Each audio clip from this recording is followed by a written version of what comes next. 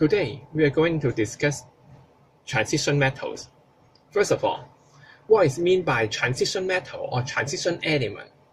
Here shows a periodic table, and the region highlighted in red color are transition metals, while for those green region, we call them main group elements. For example, sodium, magnesium, fluorine, those elements you can identify their group number easily. They are called main group elements. So you can see the position of transition metal is somewhere between group 2 and group 3. Start from period 4. The physical properties of transition metals, first of all, they got high melting point and boiling point. Here shows an example. I give you the melting point of sodium and iron. So you can see the melting point of iron is much higher than that of sodium. If you still have no idea what I'm talking about, now give you pictures. On the left hand side, from the experiment between sodium and water. So the observable change will be sodium melt into a silvery ball. The reason behind is the melting point of sodium is so low that during the reaction, which is exothermic, the energy or the heat energy given out is enough to melt the sodium. But on the right hand side, you can see, if you want to melt iron, you need to do something more.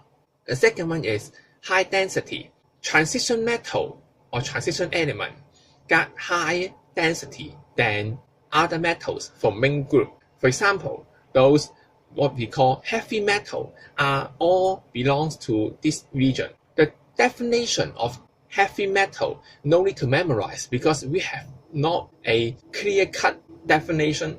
The reason behind is because all transition metals they got smaller atomic size and heavier nucleus than those from main group elements. For example, copper, zinc, cobalt, silver, and of course, the heavy metal we are talking about is not about pop music. The third one is transition metal, usually hard and rigid. So once again, because they are smaller in size, so they have stronger metallic bond. And in these pictures, you can see a piece of sodium is cut by knife. Of course, sodium are from main group element. They are relatively soft, while for transition metal, which is used for making the knife, it is hard. Next, we are going to talk about chemical properties. First of all, transition metal will form colored compound in aqueous solution. Of course, we have exceptional case.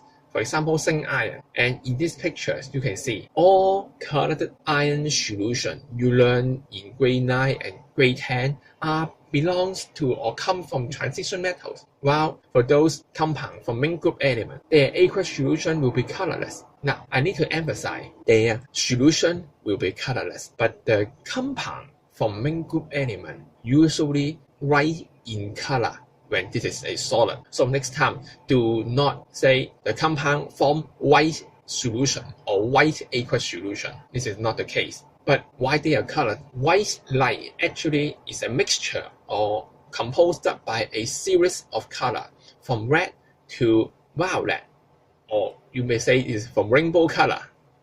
Here shows the red color and the violet color. Their difference will be the wavelength. So if you do not study physics, maybe you don't know what I'm talking about, but this is not important. All you need to understand is the longer wavelength is red color and the shorter wavelength is violet color. From the law of physics, we understand that when the wavelength of light increase, the energy will reduce. That means red color should contain less energy or less energetic than the violet. I give you an example. The infrared, which has longer wavelength than red color, and the ultraviolet UV, we got shorter wavelength than the violet. So these two are good examples. First of all, infrared IR. So you can see on the daily life of infrared will be often you use it to heat up the food because it's less energetic. But for the UV, it's much powerful than the infrared. So you can expect the use of UV can be used to kill bacteria or sterilize the drinking water. Now, back to our discussion. Here shows a visible absorption spectrum for copper 2 ion solution. So you can see it got high absorbance in the long wavelength region. So if you do not study physics, no problem. Just remember, a longer wavelength belongs to red color. For the violet one, the absorbance is very low. That means in the whole spectrum, most red color will be absorbed. That's why the solution will show blue color matched to our observations. Next, how can we predict the color of the solution? Here shows a good example we call complementary color. In this circle, we got 6 colors. From red, move to violet in the clockwise direction. If the substance absorbs red color, then it shows opposite color, that is green. So you can expect if a compound absorbs yellow region or yellow color, the opposite color, that means it will show violet one. The second chemical properties is it got variable oxidation state. For example, you are familiar with iron. We got 2 types of iron, iron 2 and iron 3. Copper, we got copper 1 and copper 2. This is what we call variable oxidation state. We use vanadium as an example. Vanadium, we got 4 oxidation states in the aqueous solution. From positive 5 to positive 2, the color change from yellow to blue to green to violet. Here, we have a quick revision on the electrochemical series to let us understand why there will be color change in the vanadium compound. Here shows part of the electrochemical series.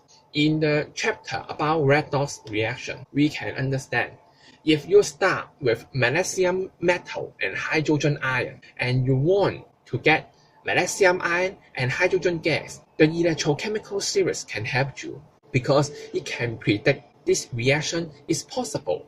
How about in the reverse way? If you got magnesium ion and lead metal, you want magnesium metal and lead 2 ion. Is it possible? The answer is no. The reason behind is on the electrochemical series, on the top right corner are stronger reducing agent, while on the bottom left corner are the stronger oxidizing agent. Now, this concept is very important, so you should pay attention. If the reaction undergoes an anti-clockwise direction, it is possible. While on the other hand, if you go in the clockwise direction, this is not allowed because you cannot use weaker reducing agent or oxidizing agent to change to stronger one. Now back to our discussion on vanadium. Start with VO2 plus and zinc. Here shows I highlighted in red color. So this reaction is in anti-clockwise cycle. Of course, this is possible. Next, the VO2 plus solution is another strong oxidizing agent. So we have another anti-clockwise cycle to change it into V3 plus. But the reaction hasn't stopped because V3 plus is also another oxidizing agent. This time we turn to V2 plus. All of them are in anti-clockwise cycle. So with the electrochemical series, we can predict the reaction. It can start spontaneous or not. So next time you can use it to act as a fortune teller to predict the reaction. Here shows another typical example about manganese. So you have understand or learned that manganese we got different colors. Most typical one is permanganate and Mn2+. The permanganate as a strong oxidizing agent in acidic or in alkaline condition, it will form different reactions. The acidic one become Mn2+ aqueous solution.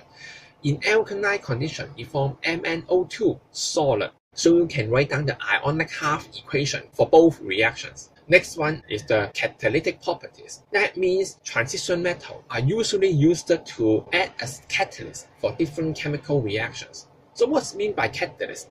This is substance that can change the rate of reaction without itself undergo any permanent chemical change. So at the end of this section, I will spend some time to tell you why only transition metal can do so. This is not included in our examination, but just for your interest. I choose scandium and zinc as an example. So you can understand in the third period or in the third shell, it can store most 18 electrons. But most of the transition metal are not fully filled. So what we call there are empty rooms for the electrons from outside species, and chemical can bond to transition metal temporarily for chemical reactions. And at the end of the reaction, it can break the bond and give you the catalyst again. Here shows three very important reaction for catalyst. Not only remember the name, the equation, but also remember the type of catalyst. Haber process is used to form ammonia.